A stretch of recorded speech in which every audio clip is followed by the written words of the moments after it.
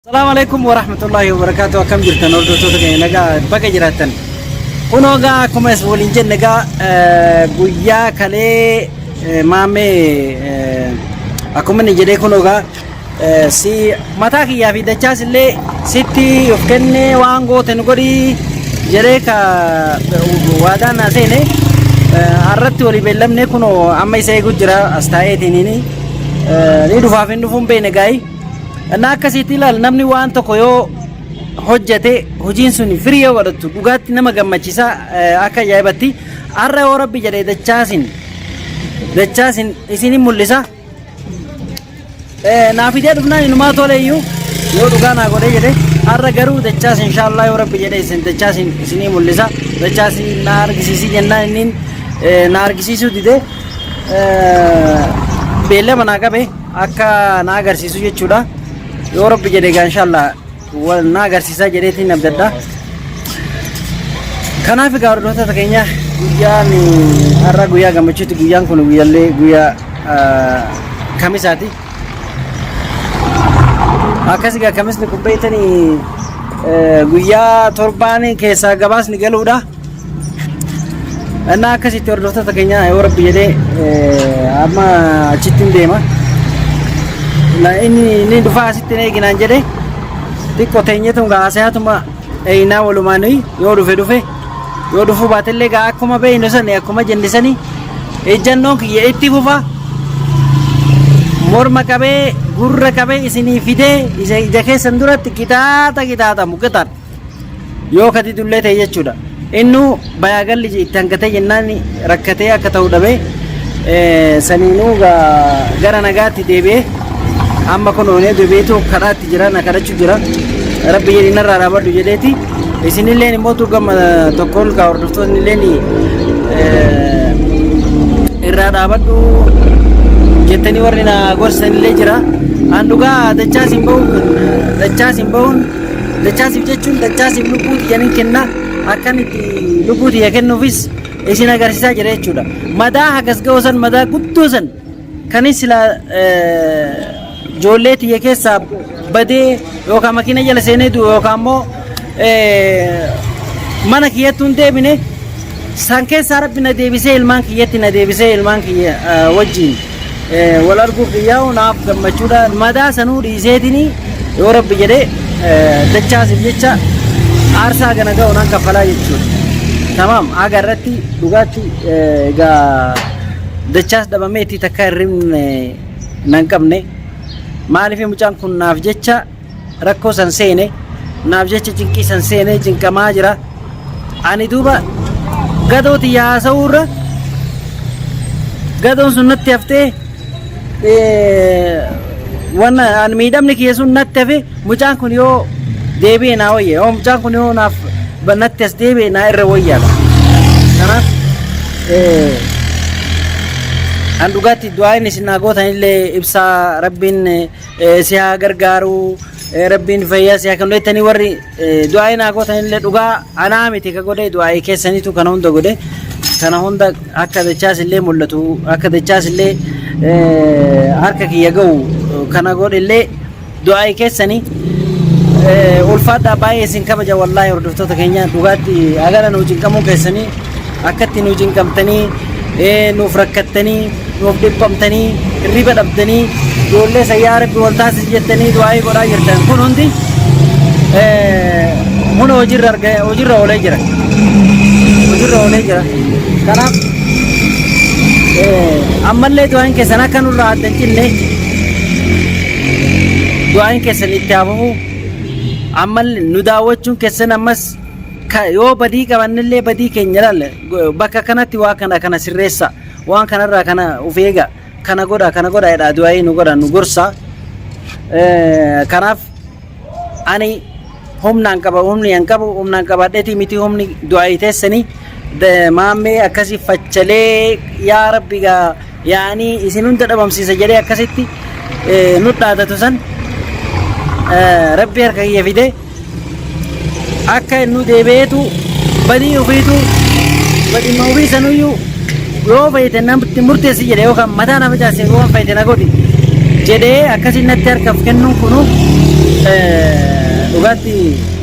andu ayite sani malee ani waa natti qofa inni jedheeti miti haa ta'u garuu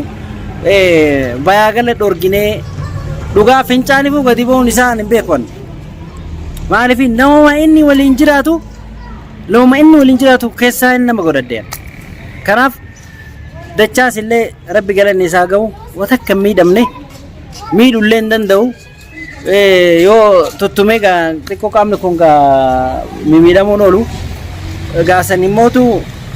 isin bira fidee qixaata san immoo isin irraa isinii kafala wallahi homaa waan fedhellee haa ta'u akka san kush godheetiin dhiifama godhaaf hin haftu jechuurraa naftu Muhammadiin akkasitti qixaatamuun isaa naftu almuhiim murtii keessaniin eegaa hordoftoota kan yaada keessan nu kenna akkuma viidiyoo guyyaa irraa isinii gadhiise irratti isinin jedhetti yaanni keessan immoo narraa hin jetin yaanni keessan ibsa waan akkanaa godhi jedhaati yaada keessan na ibsa ani yaada keessan jalan deema lakki dhiifaman godhiniif yoo jettanillee taate dhugaatti dhiifama sin godhu bakka inni jiru morma qabeetiin fideetii akkasii qixaata sanillee qixaataan garuu amma bakka dhokatillee bayaa jira na amanuu dadhabe na namanne waan ta'eef bakka sanillee bayaa jira inshaallah hunda keessa deemeetiin akkasitti waan dhokatee haasa'u san hunda sheenee waan ta'u dhabee bakka seenuu dhabee jira ana qofa osoo hin taane du'aayee keessanii wajjiini kanaaf hordoftoota keenya abdilleen akkuma argitan sanii hunuu natti fachalaa ani badii takka waan ofirratti beekuun qabu shakkii keessa jira ati maammee hojii jirtanaan jechuuf jira jechuudha waan inni ani sababa dachaasaa ba'uuf jecha araara kana hayyameef abdiin aadana qaba almuhim ani maahiman ishiin manamaa kana dantaan qabuufi yoo akka inni na wajjin deema yoo inni kara biraatiin hin deemillee sanillee nin keessummeessa haa ta'u garuu dachaasin arguun fedha dachaasin of bira dhaabbamuun fedha yoo dachaasni bira dhaabate malee hommaan tokkanaa deemaan jirtu waan ta'eef dachaas qalbii tiyya harka mirgaa kiyya qalbii kiyya dhugaatti sammuu kiyya yoo jedhanii yaada maaliif dachaas nama miskiina bira dhaabatu nama miskiina gargaaru akkasi gaafa san sababa kiyya san mana kiyya keessatti akkasi cinqamuun isaatu sheenaan ta'ee dhugaatti waan silaan irra dalagame san illee icciitii san hunda kabaasise isa tamam kanaaf hordoftoota keenya ni beektanii anaa miti kan beeku ani immoo mistira kana hunda keessan beeku ture viidiyoo irratti hin arge waan ta'eef inni illee qaaman illee wal bira garree kana ta'ee waan akkanaa ture naan jedhee natti himee ture odomaa akkuma inni bira dhufee deemen kun falfalaan karatti qabee akkasitti aduube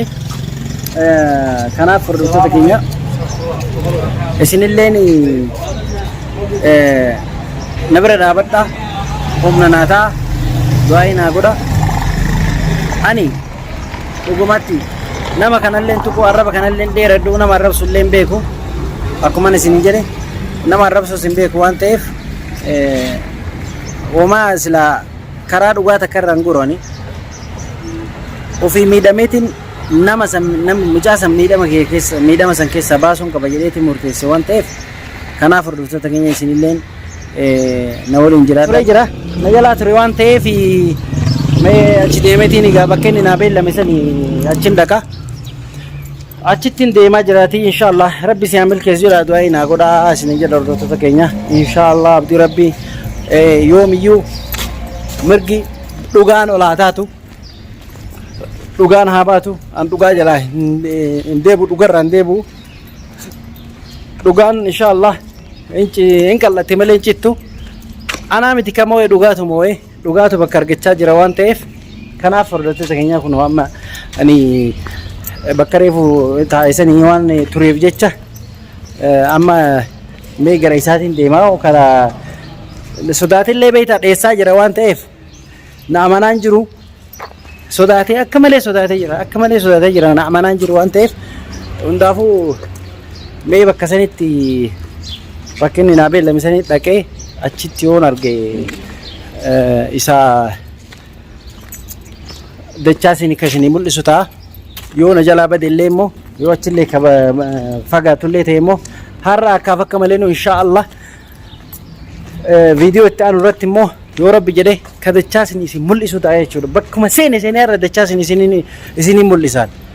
Tamam. Maaliif dirqama illee taatu isallee taatu waraabsisee akka inni isin mul'isu isin agarsiisu nan godha. Kanaafuu hordoftoota keenya ammallee waan biraan waan isiniin jedhu dhaamsi isinii dhaammadhu. Maaliif gorsa keessan akka nurraan kunne gorsi keessan kun baay'ee nu gargaara waan ta'eef abdilleen